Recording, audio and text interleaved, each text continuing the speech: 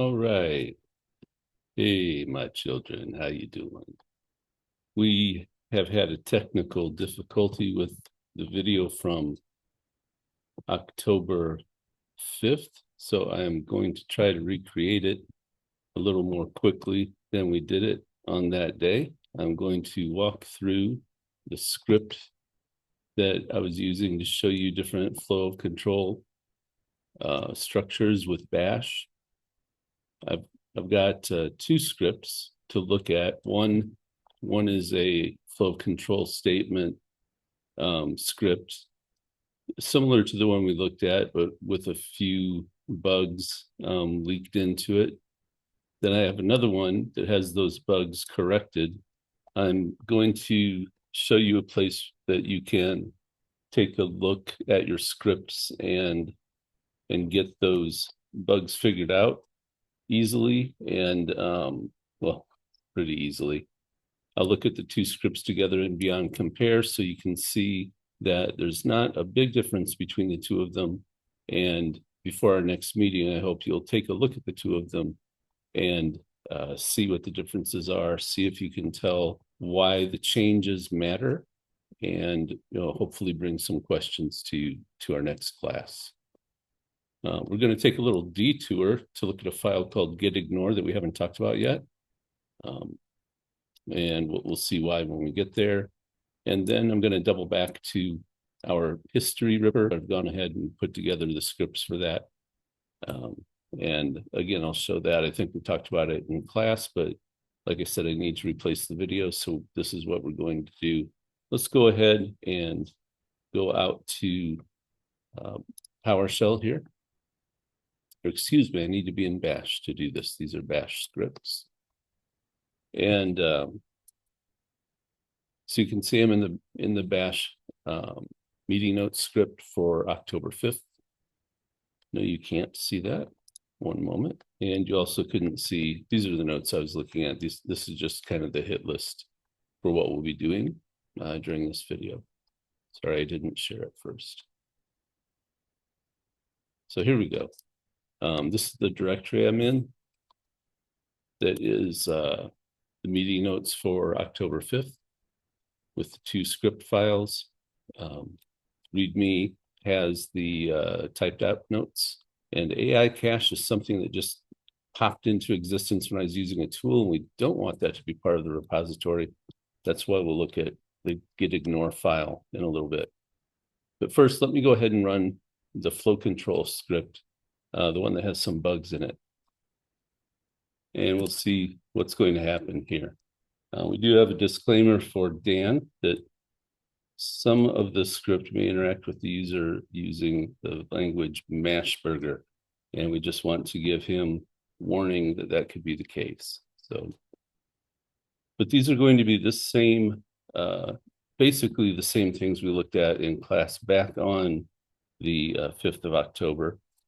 So if you choose functions, for example, I've gone ahead and put this into a loop, and I wrote some utility functions that are able to go get the function we're calling, go ahead and print out the code so that you can see what's happening with the code. So it'll say, all right, you've chosen functions. To demonstrate that, I'm going to call square me 12, and here's the relevant code. There's a function called square me that echoes, the number, the square of this number is that number, and it gets the information by calling this thing called squared value, and then it shows you also what, it gets this information by calling square number, and then it shows you what square number is. So all the code that you need to see what's going to happen is right there. And then we call square me 12, and it prints the message, the square of 12 is 144. So hopefully enough to see what's going on. You shouldn't have to refer back to the script to follow what's going on with the code. This one seems straightforward. This one seems straightforward. It will return correct results. There is still an issue with it, although it's a subtle thing that we'll look at in a second. The second one is an if statement. And so This one's going to try lots of different iterations. So we have this function called iffy, and iffy allows you to pass in one character string, and it's supposed to act on whether it's an integer and a little bit based on what kind of integer it is. So the first thing that happens is it goes and gets this argument, $1, and puts it in a local variable named num. And now it takes a look at num and it says, well, if it's equal to 0, then it's going to say, hey, this num that you gave me is the very special integer 0. And apparently it likes that. Otherwise, it goes ahead and moves forward with a second test, which is a regular expression test. And we've talked about regular expressions a lot, and we probably will on and off over the course of the year. If you want to learn about regular expressions, the site I would overwhelmingly recommend, if you want to get really good at it, is called regularexpressions.info. I think it's spelled like this, hopefully. Yep, this guy. Looks like he wrote all of his code in 1980 with these cool logos and everything. But he has a regular expressions tutorial, a quick start and a tutorial. And if you go through this material, you get very good at regular expressions. You learn a lot about how they work and how to use them. This person's tools, I still use several of his software tools. I use one called regex buddy, which is out right here. I was trying to look at something that I thought was a goofy regex, and it was. I'm not sure what it was trying to do. But well, let me just grab one that comes with a library of pre-built regular expressions. Like here's one for a discover card. And so you can grab this, and it's out here in this top version, this top section now. And so I can go to the create tab, and it'll explain, hierarchically what each of these things means. And a credit card's a pretty boring example, but I can highlight any piece of this and it'll jump to it and tell me what that's about. So I can go out to this prompt, and I'll just go and grab this. And we'll put it in regex buddy. And this one, much simpler than a discover card. It says that because of the square brackets, anything that's inside a square bracket, I'm going to match, make that bigger. I'm going to match what's in the square brackets. It means I get to pick one of these things. They're mutually exclusive of each other. So I get one of them. Even if there were 10 things inside the square bracket, I get to pick one. So I get to pick either the plus or the minus sign. That's what this is saying. Match a single character present in the list below. But then it jumps to what this question mark is about. And that's a quantifier that means 0 or once. So I can pick a plus or a minus. I can only pick one of them, and it's optional. Pick a plus or a minus 0 or 1 times. And so this interface from regularexpressions.info kind of makes this simpler, I think, to see what's going on. And you click up here, you can see it's this whole area. Click, you get to pick this or that because of the square brackets, and this thing tells you that it's 0 or 1 times. This one looks the same. You have square brackets, but it's saying 0 through 9. That's a special notation that means a range. So this says match a single character in the range between 0 and 9. But because the quantifier is a plus, you get to do it between 1 and any number of times. So it's mandatory, but you can have more than one. So you put this together, and it's an integer, any number of zeros and 0 to 9, right? Any integer, any number of times, at least once. And it can have a plus or a minus in front of it. Either one of them, either only once or not at all. So you could have plus 5, 5, and that would work because the plus is okay. And 5, 5 is 2 digits, and that would work because the plus means I can have it once or twice or 3 times. I can have as many integer digits as I want, but I have to have at least one. I could have the number 42, of course, without a plus or a minus, because the question mark means that the preceding element is optional. I can have it 0 times, or I can have it 1 time. I don't get to have it twice or 3 times, just 0 or 1. So it really means it's optional. So I don't need to have a plus or a minus to match, but I do need at least 1 digit, and I can have more than 1 digit, excuse me, and 42 works, that's 2 digits. Notice that there's no accommodation for punctuation here, so 42.1 wouldn't work, or another way to look at that is only the 4 and the 2 would work and the 0.1 would not match, right? So if we go back out and look at this is what this is doing. It's just a regular expression trying to see if this is an integer. Since we've already determined, we tried to catch the zeros up here. So if we're down in this else, this is not a 0 anymore. So if we match that regular expression, what gets printed out is that this number is whatever the number is, which is a non-zero integer. And if we get through both of those tests and we didn't match either, we apparently get a little upset that we say this variable name num is, and we're escaping the $sign there, so the $sign actually gets printed. But here we give the value, and we say this is not an integer. And why give me an integer? Say that we're sorry because we're very passionate about integers. But let's look and see what happens here. We call iffy with 3, and we get num is 3, which is a non-zero integer. That's good. Iffy plus 5. Say num is plus 5, which is a non-zero integer. That's correct.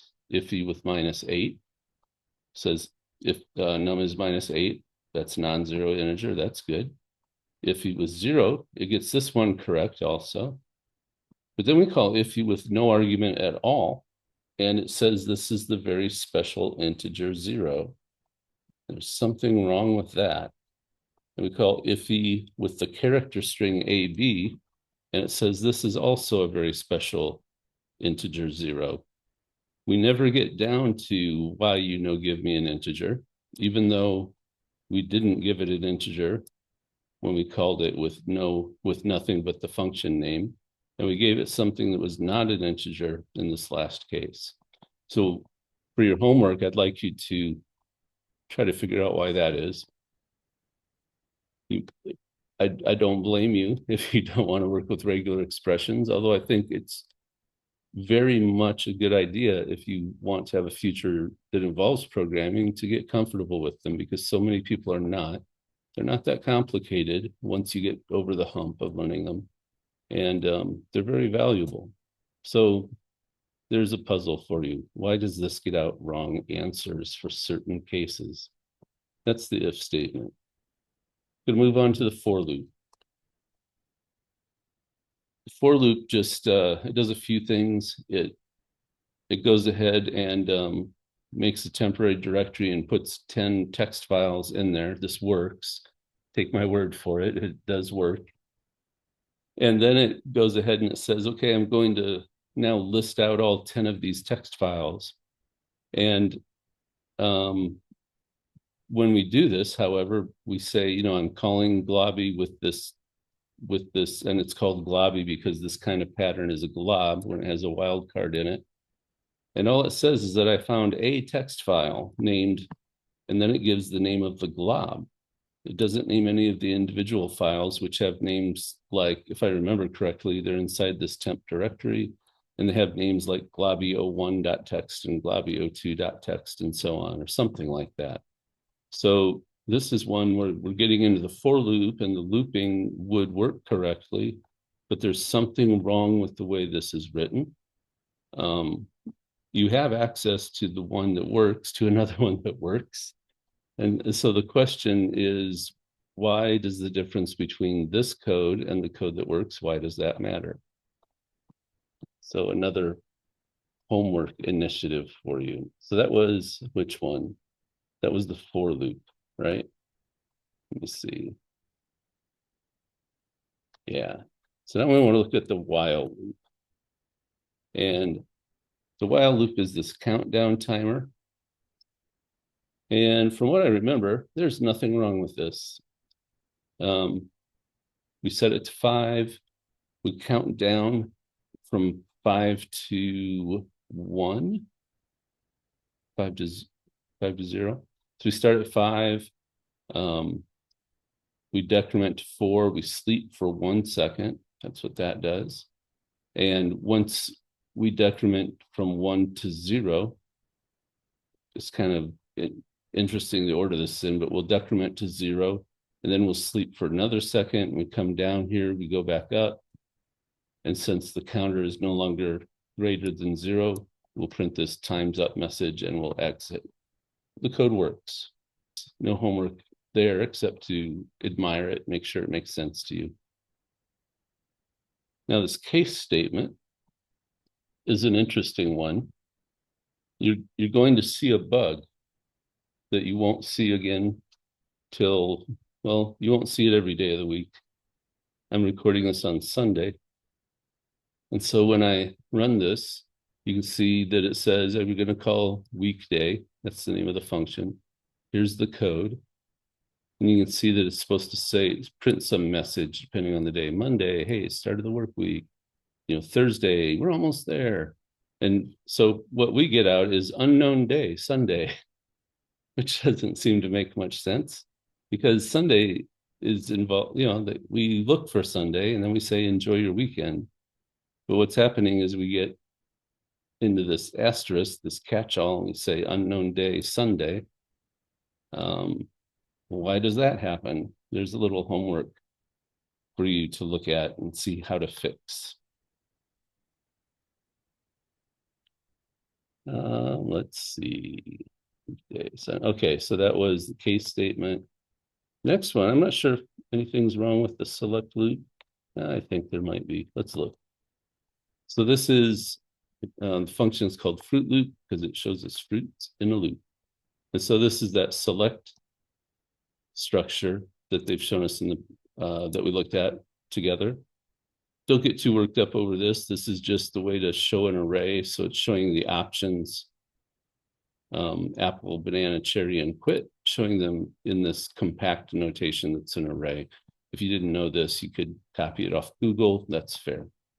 And in fact, right now, I would expect you to copy it off of Google, not to just remember it. Although you can list them out. You could say select fruit in, and you could have apple, banana, cherry, quit.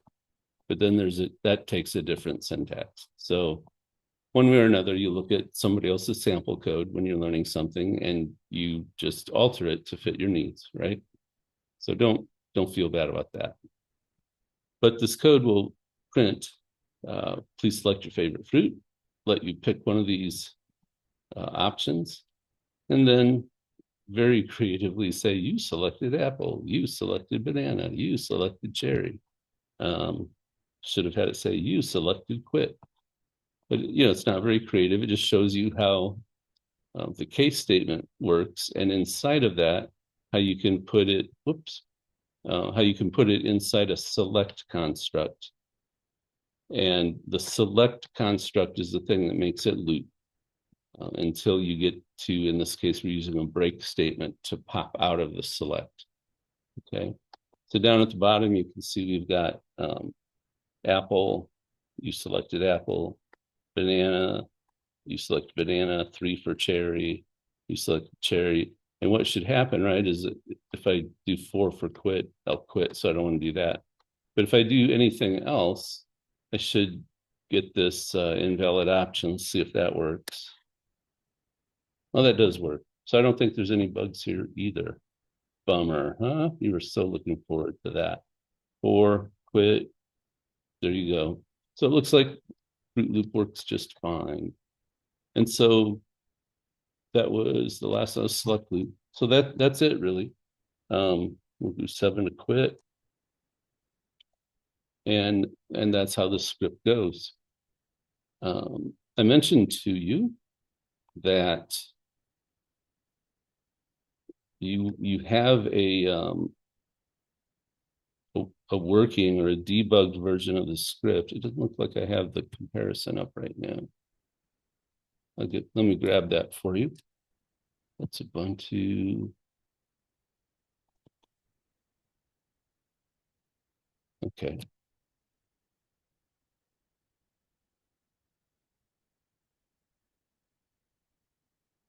So this is Beyond Compare. It's a very nice text comparison utility for Windows. And well, not just Windows, but I'm using it on Windows here. And you can see that there's not a huge number of changes between the two scripts, but there's not too many differences. This is just a comment here.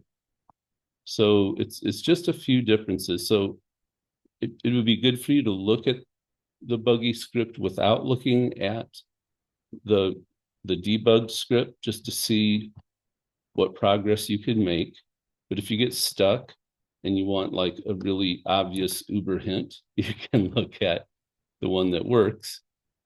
But before you do that, I want to show you something else. And this, I think, is much more useful than looking at the working script. This is something that I think will show you how to get your script working. And that's this extension called Shell Check. I'm using Visual Studio Code, and Shell Check has an extension for VS Code. If you're not using Visual Studio Code, that's cool. But as we look at things together, I'm going to use Visual Studio Code a lot because it's quite popular. I mean, quite popular among developers. I've heard that Visual Studio Code is the most popular IDE at Google right now. And Google makes all their own stuff. They make their own network stack. They make their own source control. They make their own operating system, although they base it on Debian. For their developers to be using Visual Studio Code and not something that Google just made is a pretty remarkable thing. And one of the reasons it's so popular and successful is that their extension market is strong and very vibrant. The community of extension developers is very active around VS Code. But if you're not using VS Code, there's a website I'll show you in a few minutes, and it'll do the same thing. It just won't be interactive. So let's take a look here. If I go to, first, in order to do the first part of this demo, I shut this extension off. So let me, oh no, I turned it back on. That's right. I had a problem, stopped recording, had to come in here and fix something. And the quickest way to fix it was to turn Shell Check on. Okay, so I've tried to record this little bit of video a couple of times, and I've had some issues. This very most recent time I've tried it, power went out, and that was interesting. So I'm just going to try to do this quickly and get it done. What I want to do here is show a little bit about Shell Check, which is a utility that can help you both fix your scripts and, more importantly, learn about shell programming. So to set this up, what I would like to do is come out to an Ubuntu shell, a terminal. And I just want to show you something, just demonstrate something here. I'm going to take a couple variables, just one called X, and I'll give it a value of 5, and another called Y, and I'll give it a value of 10. And you probably remember that there's a type of variable expansion called arithmetic expansion that allows us to do integer arithmetic on our variables. So we can add them. Oops, there we go. We can add them, subtract them, do integer division, and things like that. So here we can say, hey, I want to add X and Y. Their values are 5 and 10, and I get 15, right? You can also do things like I mentioned, multiplication. We get out 50, hopefully. There we go. Subtraction, get out -5. Division here will get us out of 0 because it's integer division. If we did it the other way around, 10 divided by 5 should get us a 2, and so on. Now, the first thing I want to show you is something that will be very boring, I hope. I'm going to take x, and instead of just giving it the value 5, I'm going to give it the value 2 plus 3. And now if I look at x, this is actually what it holds, is the value 2 plus 3. Now, generally, you would think, oh, that's not going to make a big difference, right? So if I look at x plus y, 2 plus 3 plus 10, right, it's still going to be 15. But if I look at something like, go further up, 2 plus 3 times y, now I'm going to get 32. So the reason for this is kind of what you might expect when I go to do this arithmetic. The 32, I'm sorry, the y variable is going to get substituted with the value 10, by the value 10. But x is going to be expanded into its literal value of 2 plus 3. And so because of this, we're going to do multiplication first. So it's going to be 3 times 10, giving us 30, and then we'll add in the 2 to get 32. And this is obvious when we approach it this way. It doesn't seem that surprising anyway. But if your variables are getting built, by the script or by some process that's not very obvious, it can be a pretty sneaky bug. And so it's not just the easiest thing to chase down. Now, if I take this code and put it inside of my Visual Studio code, here we go. Oops. It's like I had a bunch of it in there already. I'll go ahead and put in my shebang line for bin bash. And now I'll go ahead and just put the same thing in here. X is 5, Y is 10, and I want to echo X plus Y, let's say.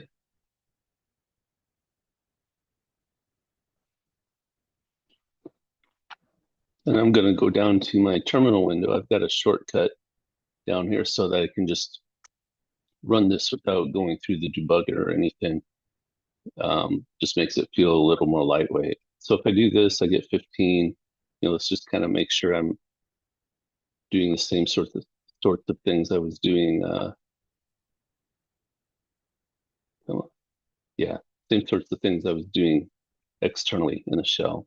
So the problem was if I rewrote 5 as 2 plus 3, that instead of getting 50, I would get 32, right? Here we go. So it turns out that this is not errant behavior. It's not a bug. With Bash, it is the specified behavior, but would you know that being a new Bash programmer? Probably not. So if you use this shell check plugin that I highly recommend for Visual Studio, it's a little bit hard to see because there aren't any other lines under it. Let's see here. Let's just, I want something under there so you can see it. There we go. It's hard to see, but under the $X and the $Y, there are squiggly lines. If I come over to my problems tab, you can see it's the same message, but if I click on the code, it jumps between the two variables. So it's giving me the same message for both variables. And it says that using $, in front of one of these variable names, or $, with the bracket syntax, which would be that kind of notation, that these are both unnecessary for arithmetic variables, which means variables inside this arithmetic expansion. Now, when I first saw that, I wasn't sure what it meant. So a nice thing about spell check is they give you URLs for where you can look up each of their messages. So let's go look at SC 2004. And when you come out here, they show you that they're specifically talking about this $$ arithmetic expansion. They say, okay, this would be not good code and this is good code. The only difference between these is the removal of those $ in front of the scalar variable n and in front of this array. And they also got rid of the curly braces around the array. Those are curly braces. I'll show you really quickly in case you can't tell. And they got rid of those, but they didn't need those once they got rid of the $. So then I'll let you read this, but there's a pretty good explanation, and they will show you right in this bit of it in particular exactly the same kind of bug I just showed you. Not a very obvious thing. They say, this is unnecessary and can even lead to subtle bugs. So they give a good explanation here. So shell check will parse your code, or it's called linting. This is a linter, technically, a piece of code that looks for little nits and little problems in your code, possibly formatting, but usually looking for best practices and small errors or sometimes big errors. And in this case, you can see it's nitpicking, it's linting, right? But this is important. If we don't get this right, we could have real problems. And so the solution is to just get rid of the $ inside of this arithmetic expansion syntax. You just don't want those $. And there we go. And so now, if I can find the right, there it is. If I can find this and run this again, I will get 50. As odd as it seems, and I believe maybe internally, this X has its own context, like its own parentheses. I don't know. So that's just a quick little ad for shell check. There's a lot more that it can do. And I'll give you a small taste of that by coming back out to the command prompt. Just, there we go. Coming back out to the command prompt. Not everybody uses VS Code, and that's okay. Obviously, shell check integrates really well in VS Code. But if you don't use VS Code and your editor doesn't have a shell check integration, you can actually install it with apt or with snap. And if you're on a different OS, use that package manager. And so apt shell check is its own package. So you can say apt install shell check, and it installs an executable called shell check. So very straightforward. And once you have that, let me see what scripts I have in this directory. Let's look at which of these is going to be, they're not all brilliant scripts I've written here. So let's look at that one about the GitHub API. I don't remember that one. So let's see what it's like. So I can say shell check query GitHub API. Let's see what it says. Yeah, I found some stuff. So and a lot of this, when I look at mine, a lot of them are about quotes. This is a classic one. You put quotes around the whole string, and then you try to put quotes around something, and it's like, well, this unquotes it. Because now I have a quote that goes from here to here, and now this part's unquoted, and this part quotes from here to here, and this part's unquoted. So I don't know if that's what I intended at the time, but I kind of doubt it. So I've learned even since whenever this was written, probably only a couple of years ago. Anyway, this and all of this is pointing right at these quoted sections that are actually unquoted. And let's see, double quote this to prevent blobbing and word splitting, quote this, double quote that, quote this. So that's just full of quoting problems. Wonder if I can find anything that's not got quoting, has some other kind of problem in it. Um, I'll try a couple others and that's all, and then we'll move on. So shell check. Ooh, I want to know what it thinks about this one. Change resolve.conf. Oh, that's a newer one. I like that. That one doesn't count. Shell check backups. That was functional, but probably not good. So let's see. More about quoting that being sloppy or possibly wrong. Brace expansions and globs are literals in assignments. Quoted or use an array. In this case, I actually wanted them to be literal because I'm going to use this later as a glob. So this is probably okay. But if you need to, you can actually disable shell check. You can tell shell check to disable rule 2125 for a line or something like that.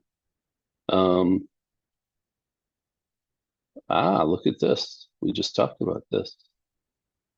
I've only recently learned that you don't need that $sign. So I've got a lot of scripts to fix. Quote this to prevent word splitting, quotes, quotes, quotes. Almost all of it's still quotes. So you get the idea. Or if you'd like to, let me copy one of these. I can't remember which one gave us the most output, but I'll grab the one about attaching a keyboard. Attach, detach. And since this is really on a Windows box, I can pipe that into the Clip program so that now I can head out here. Shell check. So shell check also has a website. So this is another option. If you don't have access to it in your GUI or in your code editor, you can just come out here and pop it into this window. I don't know if I wrote this code or not, but whoever did, this is one we got someplace else. I don't know if this is really okay or not, but the shebang line should be on top. So shell check can work with different different shells. So it's kind of important to shell check to, see that shebang on top. And so you can see you get the same sort of output, same sorts of suggestions. You still have link, to their knowledge base articles about more details about why these things are being posted. In the CLI, I should have mentioned that you don't get the URLs in line with the comments, but they do put them down here at the bottom. And so in my editor, I can control click and bring up one of these guys. This one. Here we go. So nicely done. Shell check's a good site. It will do a good job, I think, of pointing out the most likely places that you're having errors. I think it's important for people that are just learning shell. It's kind of like having a senior programmer, or at least a more senior shell programmer looking over your shoulder to give you assistance. Obviously, you don't want to just rely on this thing, but I think it will at least help which pieces of shell programming you're having trouble with. So that's shell check. One other thing, last thing I want to point out in this section is back in VS Code. This one? Yeah, this one. Is that there is also a debugger available. What I've got here is a copy of a script. I didn't open the actual file because I don't want to muck it up. But this is a script I wrote to mimic what a Windows executable does. There was no Linux version of the executable, so I tried my best to figure out how the thing works. The Windows executable basically does this. You point it, well, it can do any number of things, but what I was interested in was that you can, hang on, port query, that's what it's called. You can point it at a SQL server. This is my laptop, and the endpoint will be 1434, and the protocol is UDP. When I do this, it will go and talk to a specific service on this host, ask it if it's running any SQL servers that it's allowed to advertise. And in this case, there is one. Now, there wasn't any similar app available on Linux. So I went ahead and said, I'd like to have one. So I wrote, where is it? This one, query SQL instances.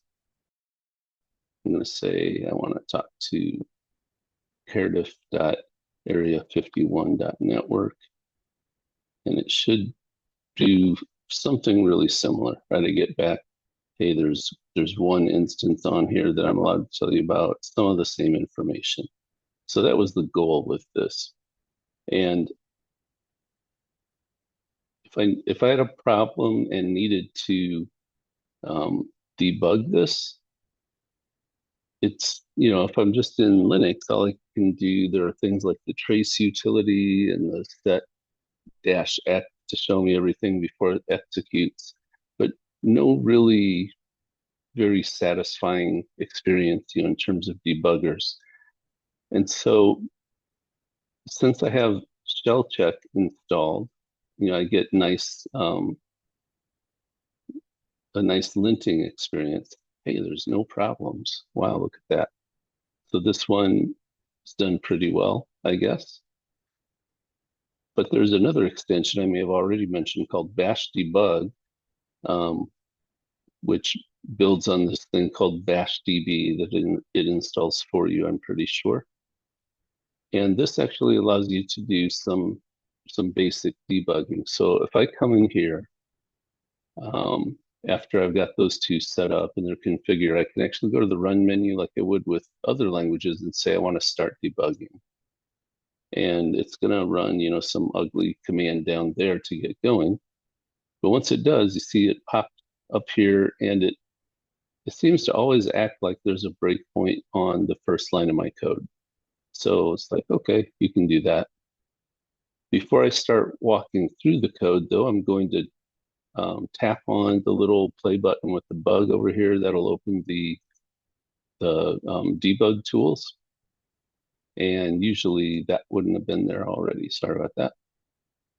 And what you see is a pretty abbreviated version of tools compared to what you might see for Java or Python or C# or Golang or anything like that. But it's much better than nothing. I'll tell you that. It's much better than nothing. So I'll be able to walk through this code because I do have the same basic navigation options up here that I have for any language. I've got an option to step over a statement, which if you're new to debuggers, that means I want to execute the statement and I want to go to the next statement that's at the same level of code. So if this statement makes a function call to go into some other file, I don't want to do that. I just want it to run and I want to stay right here in the code. The opposite of that, or I guess the partner or alternative to that is step into, which is where you say, yeah, I want to run the statement of code, but if it goes into another library or another file or something and there's more detail, I want to dive into that. I want to go deeper. There's a step out, which sometimes means, I've gotten everything I need out of this level. I need to pop up to the next level. For me, a lot of times it means, oops, I didn't mean to step into the actual Python code, or I'm here looking at details. I really don't need to see. But whatever, it lets you pop out to the next higher scope until you get back to the scope you want to be at. There's a restart button to restart your debugging session or your debugging run, and there's a stop button just to end the debugging run. So with that in mind, I can actually step through the code. Now, unlike most debuggers, you don't have a list of your local variables yet. I'm going to go ahead and walk through this thing where it says server equals $1. I'll go ahead and step over that. And you can see that server didn't get added as a variable anywhere. I'll even go through this code that that gets it set up.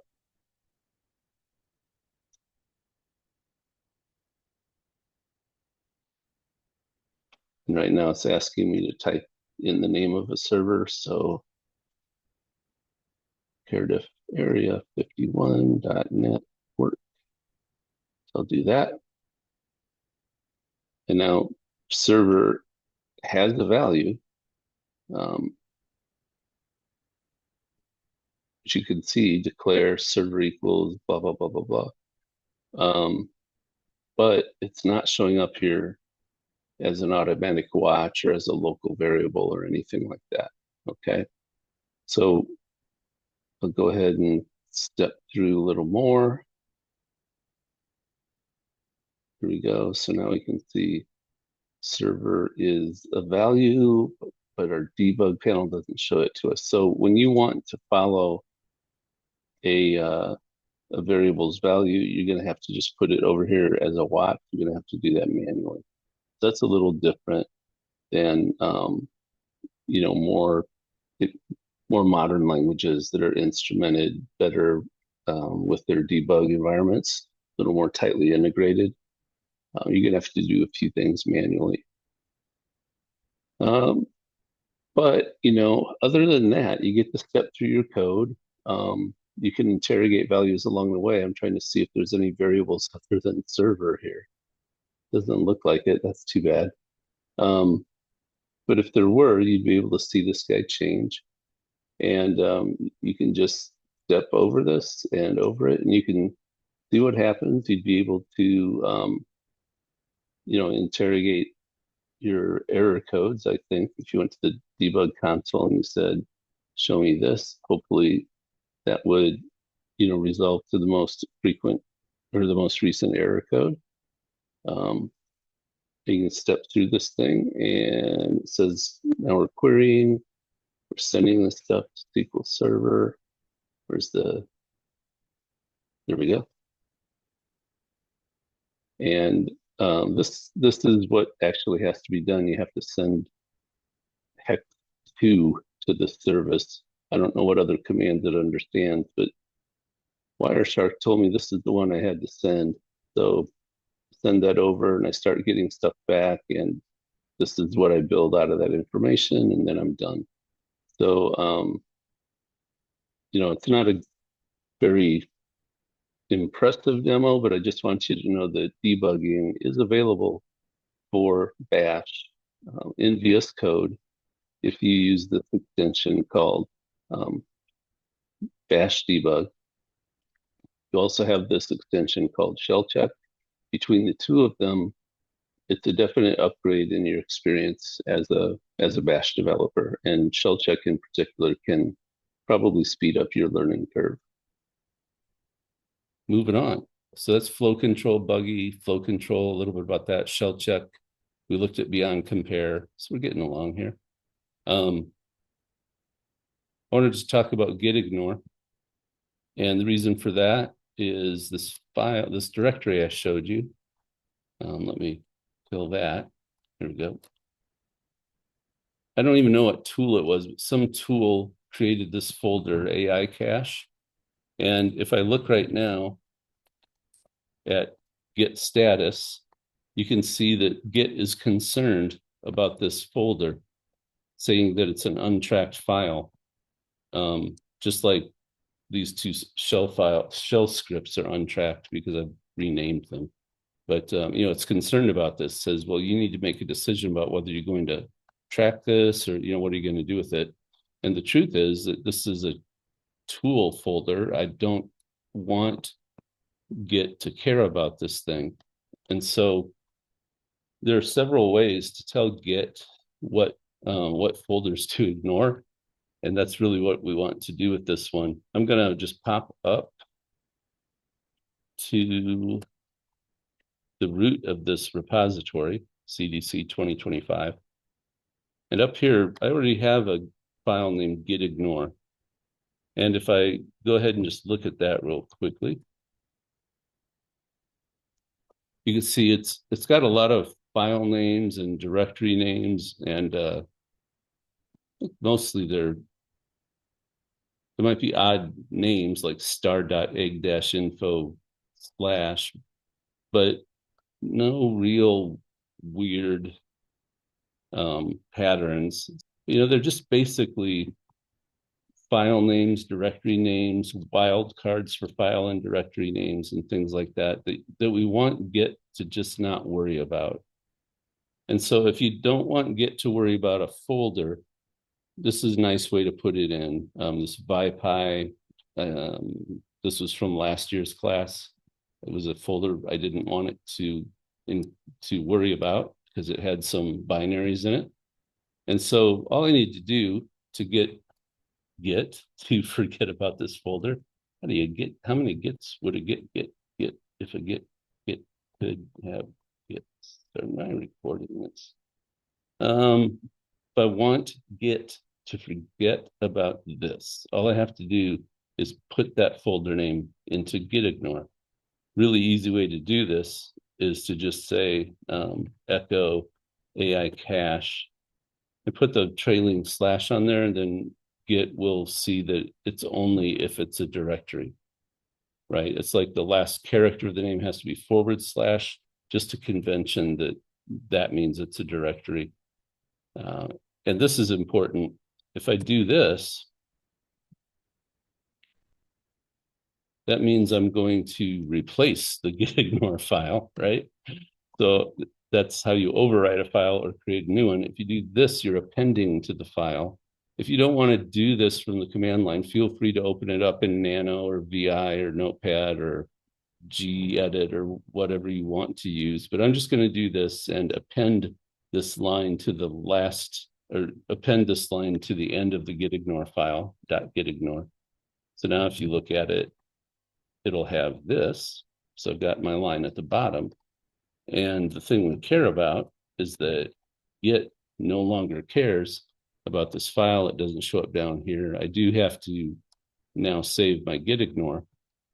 But the nice thing about this is that because gitignore is a file that we keep in the repo, so everybody gets a copy, is that if that tool creates a folder now on your computer, you will also ignore it. We don't have to do any more coordination about that.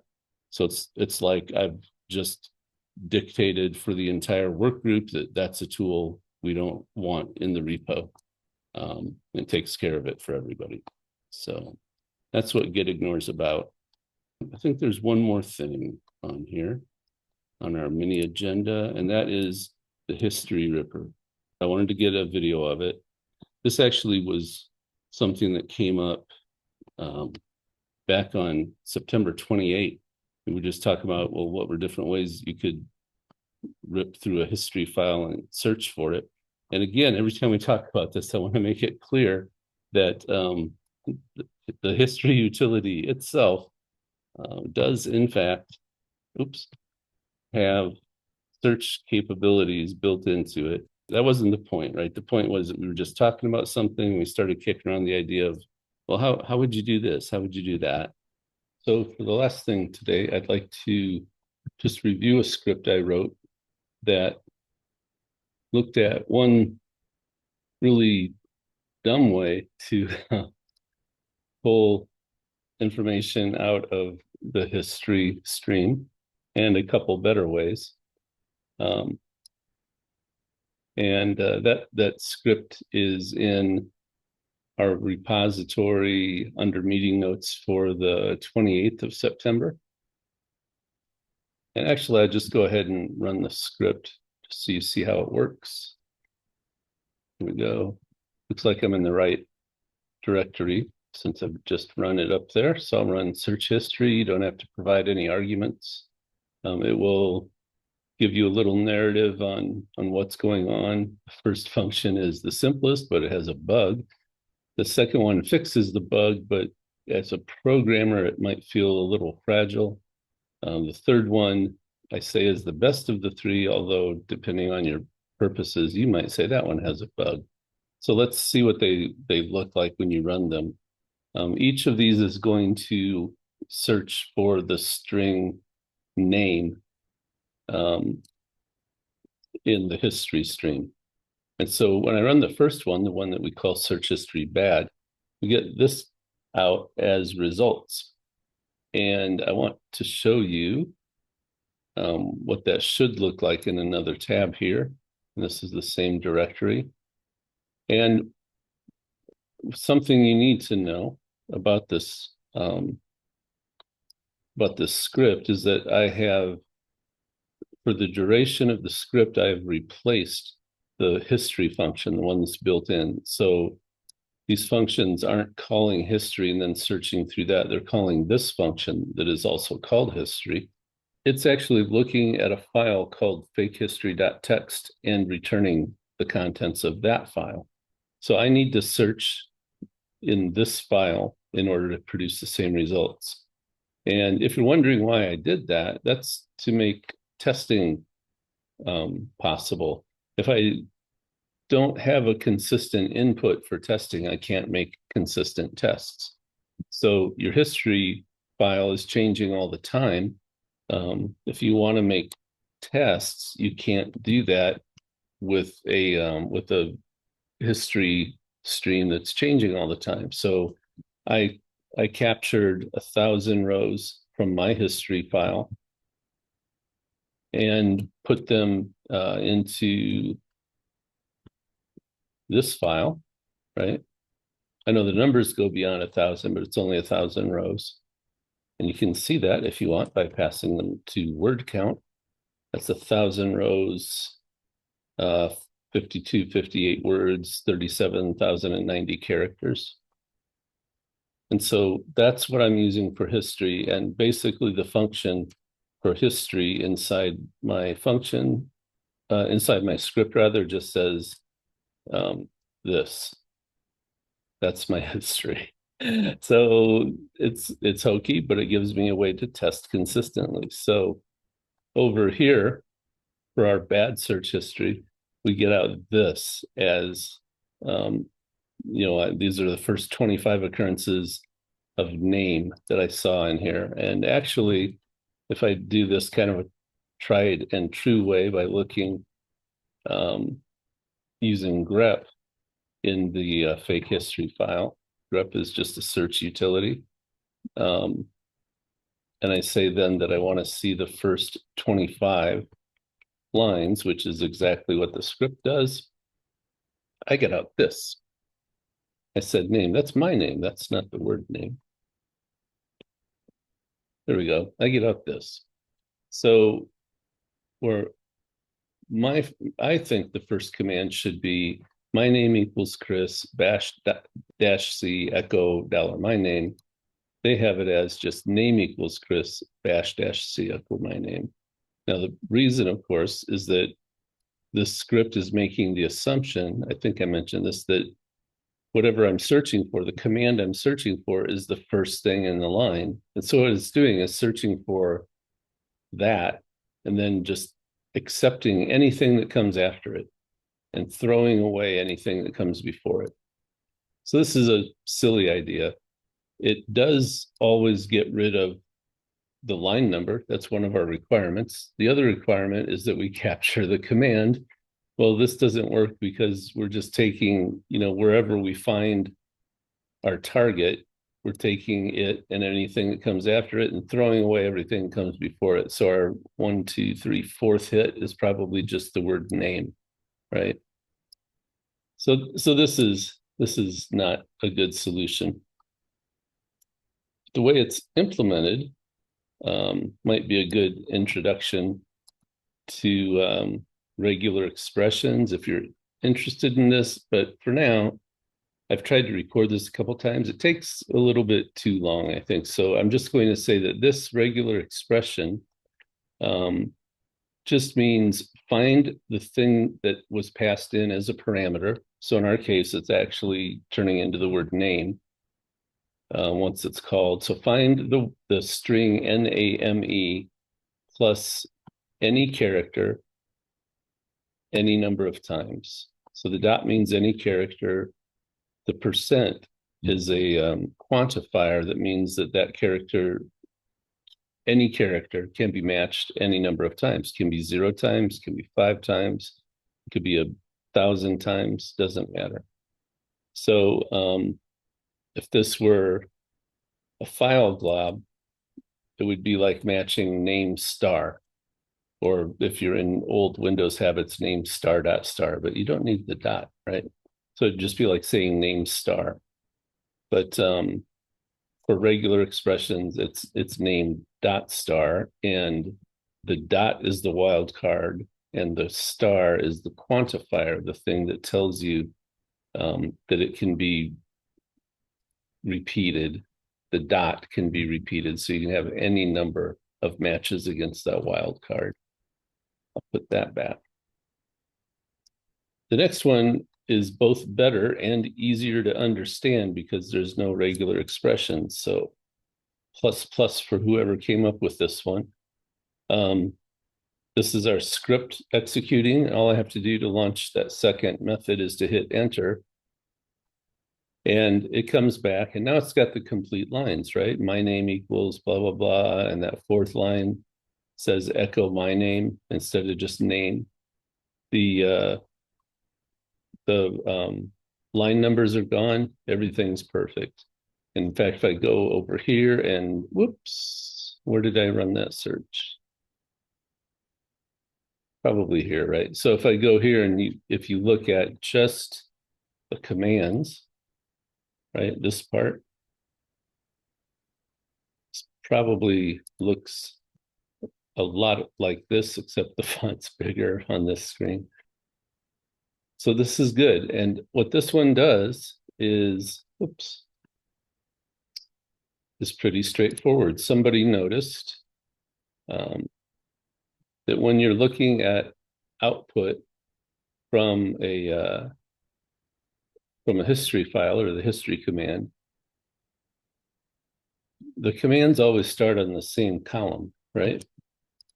So I'm going to use echo with -e, and all -e does in this case is let me put in \n to make a new line. And then I'm going to make a number line real quick that goes out to 20.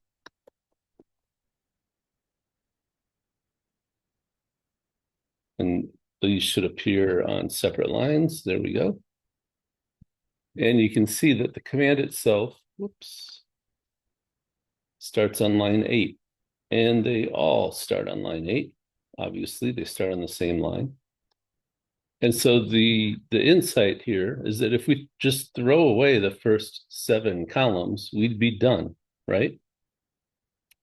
And Bash makes this easy because there's a command called cut. Linux makes this easy because there's a command called cut. And with cut, you can tell it you want to extract certain fields, or you want to do various different things. You want to get certain bytes, but you can actually tell it that you want to extract certain characters, which in our case, this is going to correspond to our columns. And you can read more in the docs about this, but this list allows us to express a range of columns. So just as a, this is fine. So we'll do this. This is that same list I created a minute ago. If I do this, I can say I want to cut, say, columns 1 to 2. And, oh, I was like, why do I only get 1? And that's because there's an empty one in front of it. So this column's 1 to 2. If I say I want to cut 1 to 4, I should get 3 digits with that space in front of it, right? One thing you can do that's going to help us here a lot is that you don't have to specify both sides of that range. So I can do things like say I want to skip that white space that's at the beginning because it's driving me nuts a little bit. I just want to see from column 2 on. And if I do that, it gets rid of the white space for me. You might be seeing where this is going now. Well, if I can skip the first column, why can't I skip the second column? Why can't I just skip the first 7 columns and boom, I'm done. So that's what we're doing here. We're telling cut to just start at column 8 and go through the end of the line. That's what it means when we have a dash, but we don't give the end of the range. Just read the rest of the line starting at line 8. And that is what you will see if you look here. We run a history command and then we grep for whatever the search term is, no fancy regex or anything. And then you can see cut says characters 8 and up. I'm going to get rid of this one while I'm still here. Okay. So that's that one. Easiest to understand, I think, of the 3. It will work in every case. And so what's not to like, right? The only thing that's not to like about this is that it might feel fragile to a programmer because you've got this hard-coded 8 in here. And there are a couple things that intuitively bother me about this. One is, if I use this on different releases of Linux, will it always be column 8? This has to include versions of Linux that haven't been released yet. Is there a guarantee in the Linux kernel that will always be on column 8? And it's like, I don't know. Even for programs that do produce consistent output currently, some of them are just not guaranteed to stay the same. Like ls, I think if ls detects that you're using it in a script, I think it'll post a message that says you really shouldn't do this because this might change. This output isn't consistent. You should use other commands. So I don't know if history is a command we should be using in a script. And if it is, I don't know if this 8 is going to last forever. And also, what if somebody got a real large history buffer? What if their history number went up to 1 million? From what I can tell, it wouldn't fit. And so I don't know, would the history number like bump over the command into line 9 or column 9? I don't know. So, based on that, I wrote one other one. And this one, I'm just going to tell you what it does. This is using a command called awk. And I'll show you real quickly. People are afraid of awk. Nobody needs to be afraid of awk all the time.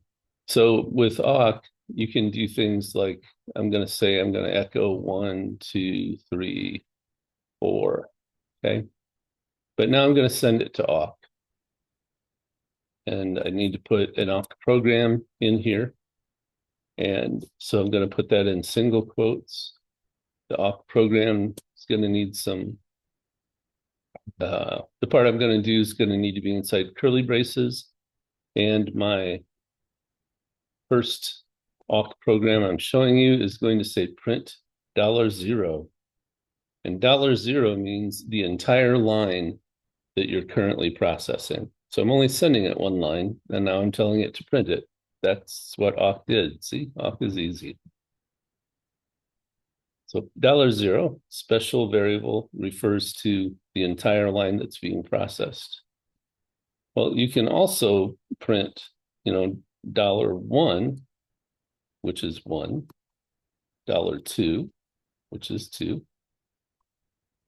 You can print $1, you can print several of them together, $1 with the space, and then $2 will look like this. There might be a better way to do that. I'm not an Awkster. This isn't how I use Awk. But what might not be really obvious is that $1 isn't a special variable. It's not read only like $1 might be in a shell function where it represents the parameter that was passed in. I can meddle with that thing. So I can come in here and say $1, I want to set it to nothing. And then I want to print $1 and nothing comes out. So if $1, if I can change $1 to nothing, and if $0 is the collection of all the individual tokens that got passed in, and $1 is one of those tokens, what happens if I set $1 to nothing, but then ask awk to print out every token it got? It's like, oh, I can get rid of the first token and then ask awk to print out everything else. Well, that's kind of interesting. So all of this to say, if that makes sense, I can take my history file. Let me grab, just as an example, I'll just do one line, but oops, sorry.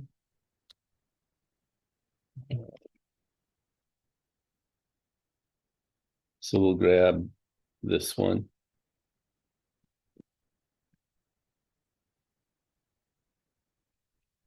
And so I can echo this line to awk. And I'm just going to run through the same kind of exercise we just did. I can say, print the whole line that you're processing, and it will do that. I can say, print, let's see, what do we have? 1098. Oh, I've got the echo in there too. So I can say print $1, echo 1098. Oh no, I read it wrong. So I echoed it. Here's what came out. I thought that awk printed this for a second. I'm sorry. So $1 is the 1098. That's our line number. $3 is bash and so on. So if I set $1, the line number, right, to 0, and then I say print the whole line. Oh, what did I do wrong? Never mind.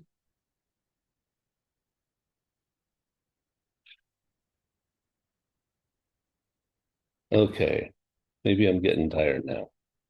If I do this, it will print out that command, without the line number in front of it.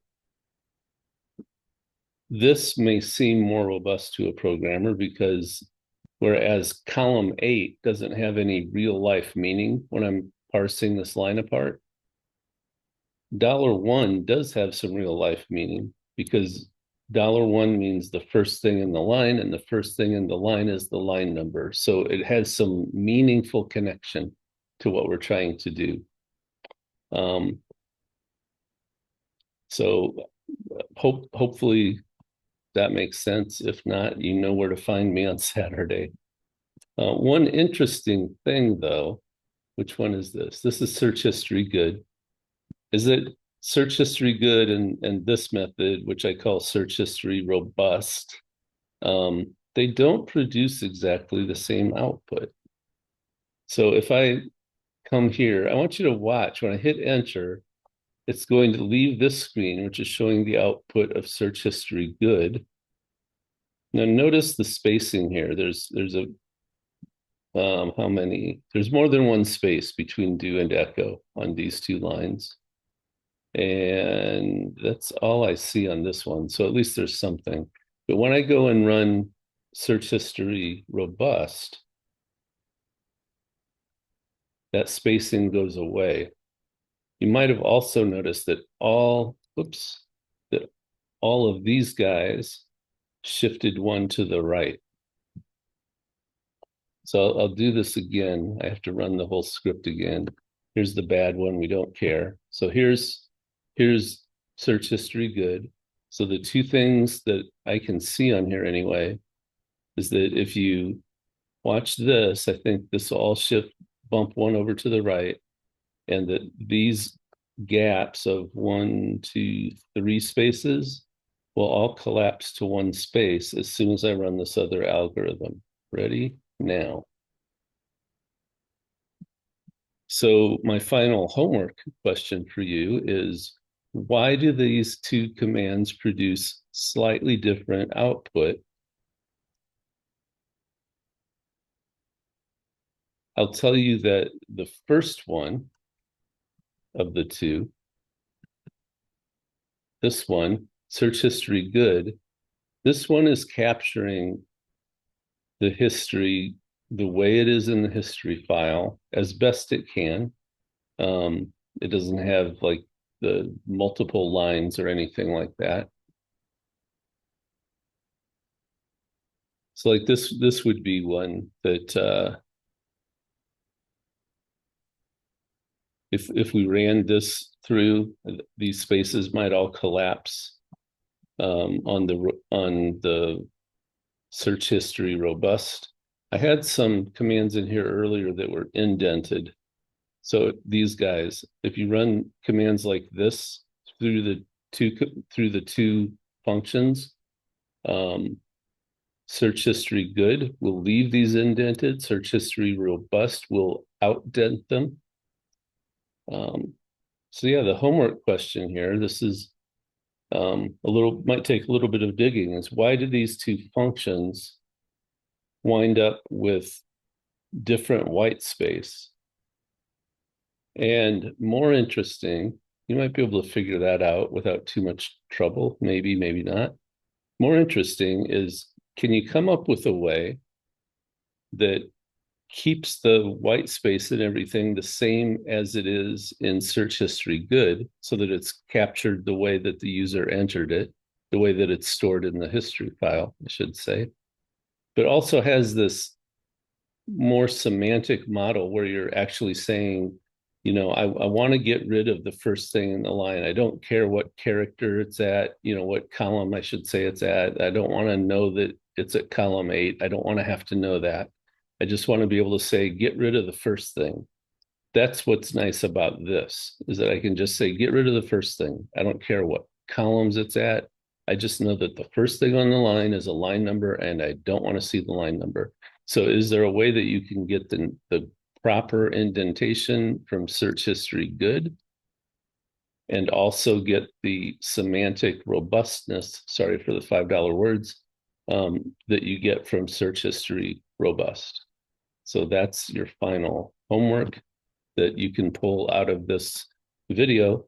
And that is all for tonight. I will get this posted as soon as possible.